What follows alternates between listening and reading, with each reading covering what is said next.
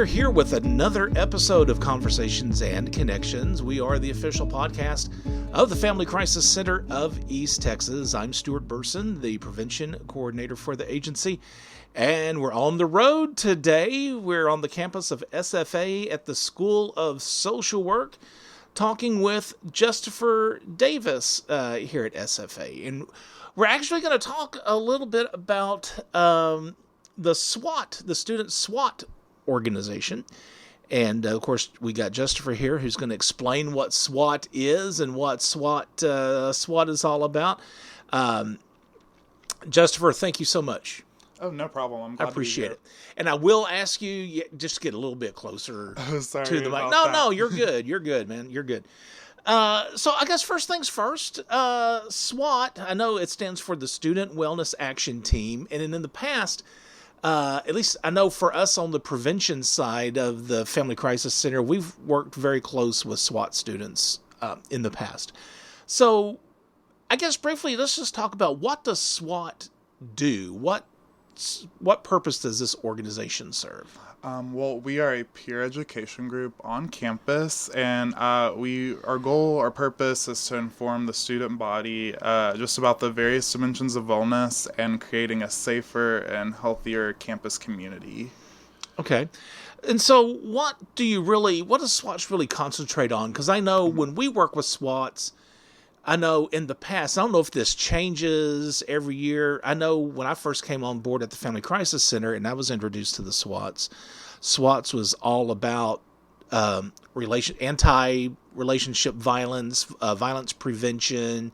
So we worked really well together. And I don't know if that changes every year, or is that y'all's focus all the time? Well, whenever we were starting out, we were actually operating under a grant from the Office of Violence Against Women under the Title IX department. Yeah. So we focused heavily on, relationship violence and whatnot.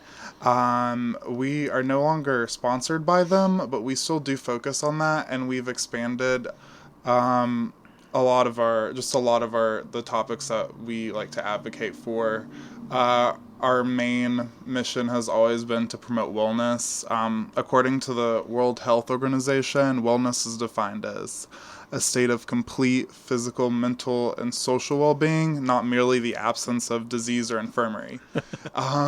So that's really important because college students, they face a lot of pressure, and they're at a higher risk for depression and anxiety, experiencing or witnessing sexual assault, alcohol poisoning, and just poor eating and sleeping habits.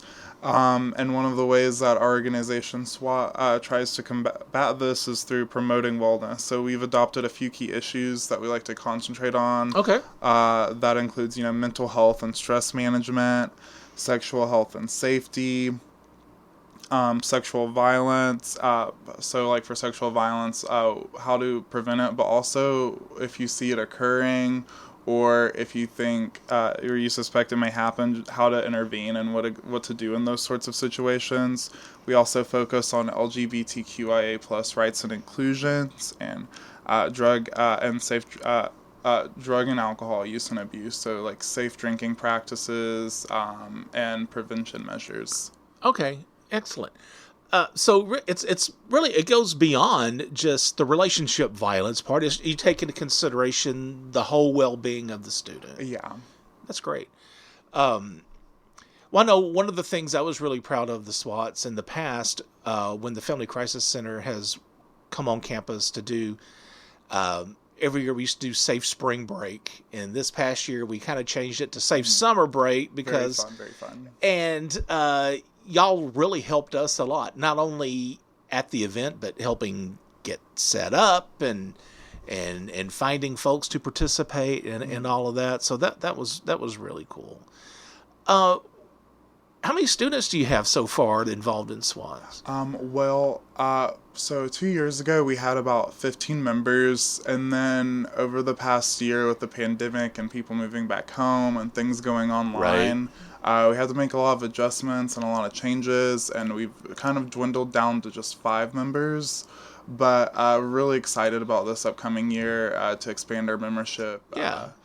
And yeah, we're really excited. So what got you interested in SWAT? How did you find out about SWAT? I found out about SWAT via a close friend of mine. They were working with at the time we were working with the LGBTQ Equality Caucus, and they were putting on a presentation. And they were on the podcast a few weeks ago. Oh, nice. Yeah, that was cool. Yeah, and at the time they had a guest speaker. I think her name was Kat Black. I'm not sure. It was I think it was 3 years ago at this point. That vaguely sounds familiar. But yeah, I just really liked the subject matter, and my friend was in it, and the people who were also in it seemed really nice and cool, and I was looking to get more involved on campus, and so it just kind of worked out, and I'm still in it. Well, awesome. What type of students are usually interested in something like SWAT? Because, I guess I kind of go back to my days in college, and like, how would someone sell SWAT to me? You know what I'm saying? So what are if you wanted to recruit a student, what would you tell them about SWAT? That we're a pretty cool group of people. We attract a lot of incoming freshmen, and I think it's just because during that time, you're trying to get used to college, so you're looking for a group of supportive peers that cheer you on and are willing to share their experience with you, and aren't scary. And you can tell we're not scary just by the topics and the issues, where we stand on our issues and what we advocate for, and I think people gravitate towards that. So yeah, I would say that we definitely usually we attract a lot of incoming freshmen. But yeah, just having a supportive group and doing service around the community, it just makes you feel better. Well, and that's going to be one of the questions I was wanting to ask you. Service in the community. Okay, you have this group, Student Wellness Action Team. You kind of told us what y'all's goals are and what you stand for. So what do you do throughout the school year? What kind of activities are you involved in, and how do you promote this idea of student wellness? Well, okay, so we do a lot of outreach around campus. So a lot of times we'll go to classrooms like SFA 101 classes, or we'll go to we'll work with Res Life and do presentations at dorm rooms. We've also get a lot of presentation requests from Greek Life, and we do just a plethora of presentations. One of my favorite presentations that we do is our alcohol Jeopardy game.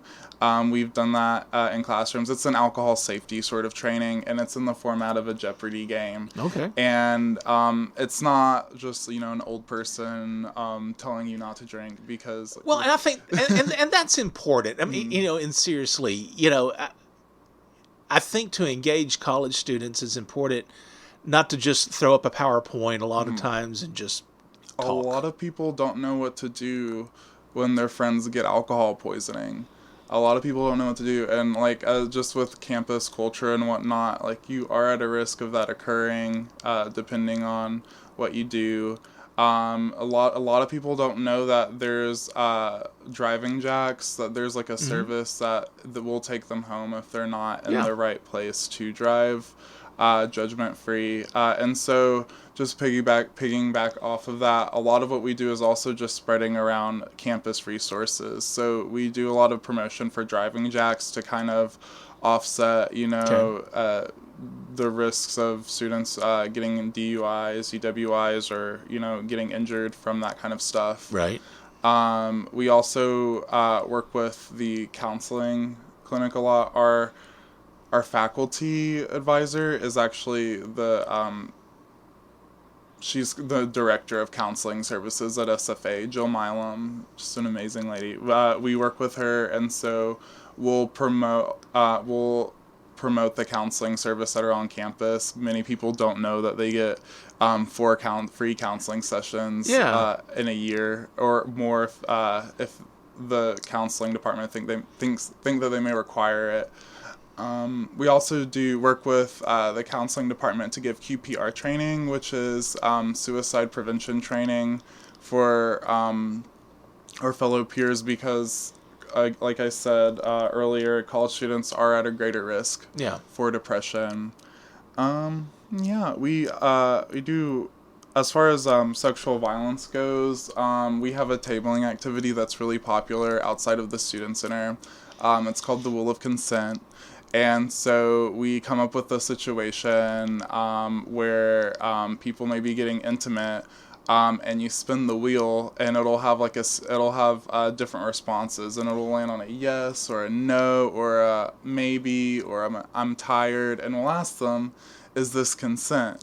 And our goal is just to kind of spread the message that consent is always a sober, enthusiastic yes. And so, and a lot of people, like, you can get into situations where you just may not be sure, and it's good to have those reinforcing ideologies on campus. So I got a question for you, and I can share my experience.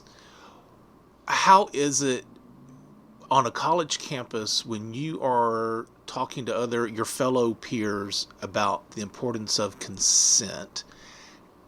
How well is that message received? It's usually received pretty well. Surprisingly, doing like this activity, we've encountered a lot of victims of sexual assault that have like thanked us or like, thank you for doing this. Yeah. It's good to know this kind of stuff goes on. Usually people that come to our table, they're kind of off put by like what we're talking about at first. But we lure them over with our little prizes, like pieces of candy and T-shirts and whatnot. And we just talk about it. People don't talk about it. It happens, unfortunately. And just, we try to be the ones that talk about these sorts of issues.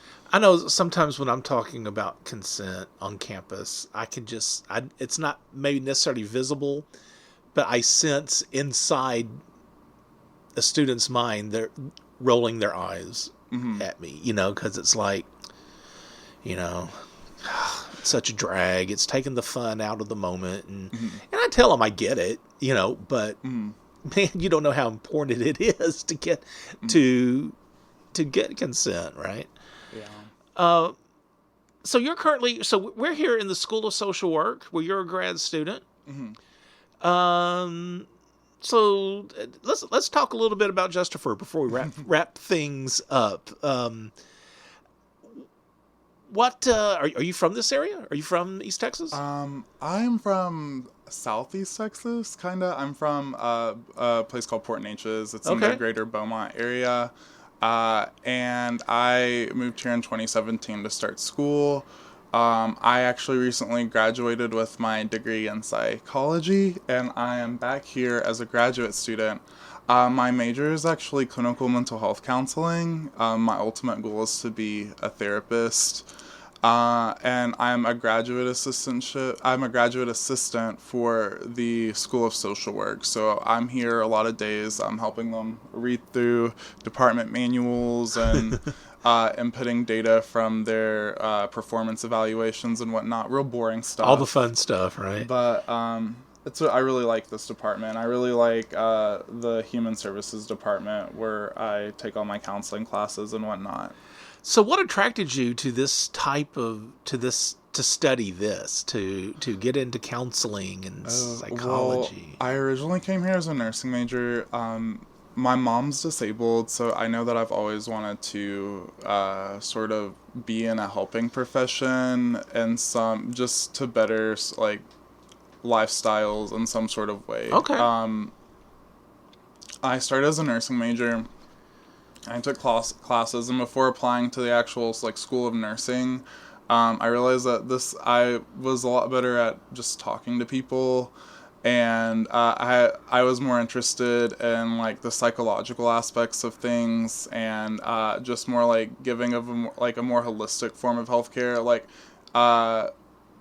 as a nurse, like you really only deal with like immediate problems, but as a counselor, you deal with like more long-term, more holistic issues, and that really interested me. And I chose to change, and I knew that I wanted to focus on this, which is why I chose to change my major to psychology. I'd also worked in the psychology department for a while, so I was really close with the professors, Right. and I really liked the faculty in that department. And after I graduated, I knew that I wanted to be a mental health professional, which led me to join the clinical mental health counseling program at SFA. Very cool. So, just for us, before we wrap things up, if we happen to have someone listening, whether it be a student or someone who knows a student who thinks that they may be interested in SWATs, who can they contact, and how could they contact someone if they're interested in SWATs? Yes. Well, you can reach out to us on social media, or you can give us a follow on social media. And if we see that you're an SFA student, we'll definitely get back to you. We have our membership application in our social media bios, and we have a bunch of information just already posted on there. And I can give you our tag information if you'd like. And I was going to ask, what social media platforms are you on? Instagram and Twitter. Okay. And our handle for both of those, let me actually check my phone just to make sure that I don't give you the wrong information. That's fine. But our handle for both of those is going to be at SWAT, so at SWAT_SFA. Okay. So feel free to give us a follow. My name is Justifer Davis. And we also regularly do tabling events outside of the Student Center. If you're on campus and you go near the Student Center, you'll definitely see us around. All right. Justifer, thank you so much, man. I appreciate it. It wasn't so bad, was it? It was not so bad. I've never been on a podcast before. Well, there you go. Thanks a lot, Justifer. I appreciate it. And if you have any questions or comments about the program or about today's episode, you can email us at conversationsandconnections@fccet.com. And if you feel like you need the services of the Family Crisis Center, we do have a toll-free 24-hour-a-day, 7-day-a-week hotline. That number is 1-800-828-7233. Again, that number is 1-800-828-7233. And give us a subscribe. You can subscribe to us via Spotify, Apple Podcasts, Google Podcasts, or the podcast service of your choice. And remember, be the voice. If not for you, for someone else.